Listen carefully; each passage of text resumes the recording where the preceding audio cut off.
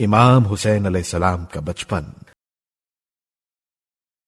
دنیا کے تمام بچے جیسے گھر میں پرورش پاتے ہیں، عام طور پر ویسے ہی اخلاق و عادات اختیار کرتے ہیں۔ ماں باپ، بہن، بھائی اور دوسرے عزیزوں کے خصائل ان میں جگہ پکڑتے رہتے ہیں۔ امام حسین علیہ السلام نے ایک ایسے گھرانے اور ماحول میں پرورش پائی جہاں رات دن سوائے ذکر الہی اور نیک اعمال کے کسی امر کا تذکرہ ہی نہ تھا۔ نانا تھے تو خدا کے رسول، باپ تھے تو مومنوں کے امیر، اسلام کے سچے ناصر و مددگار، ماں تھی تو صدیقہ طاہرہ، عالمین کی عورتوں کی سردار۔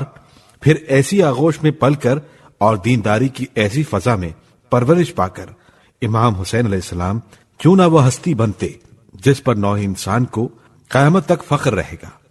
نانا کی صحبت میں رہتے یا ماں کی خدمت میں ہر جگہ ان کو اس تعلیم کے حاصل کرنے کا موقع تھا جو انسان کے نفسانی کمالات کو نقطہ اعلیٰ تک پہنچا دیتی ہے۔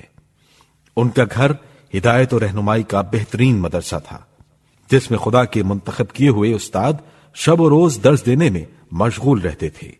عام بچوں کی طرح حضرت امام حسین علیہ السلام نے اپنا وقت بیکار کاموں میں ضائع نہیں کیا، بلکہ کھیل بھی کھیلے تو ایسے جو آئندہ زندگی میں ان کی شخصیت کو احترام کے لائق بنانے میں پوری طرح معین و مددگار ہو سکتے تھے۔ امام حسین علیہ السلام اس بے مثال بہادر انسان کے بیٹے تھے جن کی شجاعت کی تمام ملک عرب میں دھاک تھی، جن کی تلوار کی چمک نے دنیا کے بڑے بڑے شہزوروں کے پتے پانی کر دیے تھے، جو میدان جنگ میں قدم جما کر ہٹنا جانتا ہی نہ تھا۔ حضرت علی علیہ السلام نے اپنے بیٹوں کو بچپن ہی سے سپاہیانہ طور طریقے سکھانے شروع کر دیے تھے۔ وہ چاہتے تھے کہ جوان ہو کر ان کے بچے بھی نامور سپاہی بنے۔ حضرت علی علیہ السلام ان کو جسمانی ورزش کراتے، گھڑ سواری سکھاتے، نیزہ و شمشیر کے وار کرنے کے داؤ پیچ بتاتے اور میدان جنگ کے قواعد، حکمت عملی اور منصوبہ بندی سمجھایا کرتے تھے۔ ہم یہاں امام حسین علیہ السلام کے بچپن کے چند واقعات بیان کرتے ہیں۔ ابو رافع کہتے ہیں کہ میں ایک دن حسین کے ساتھ، جبکہ ان کا سن 6 برس کا تھا، کھیل رہا تھا۔ جب میں جیت جاتا تو حسین سے کہتا، میں جیت گیا، اب مجھے اپنی پشت پر سوار کرو۔ وہ مسکرا کر کہتے، کیا تم ایسے شخص پر سوار ہونا پسند کرتے ہو جس کو رسول اللہ نے اپنے شانوں اور پشت پر اٹھایا ہو؟